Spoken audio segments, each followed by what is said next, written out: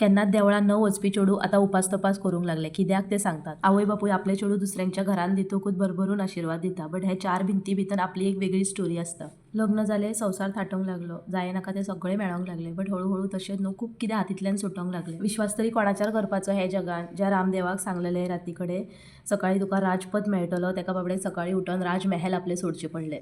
हांगा देवाचें जेन्ना राज्य चलतालें तेन्ना कोण कोणाक मानिनाहलो. आतां तर आमी सादारण मनशां आसा. कोण कोणाक मानतलो म्हणून सगळ्या मनशांचे हात सोडून हात धरलो तो फक्त देवाचो, तो म्हटल्यार म्हाज्या साईबाबाचो.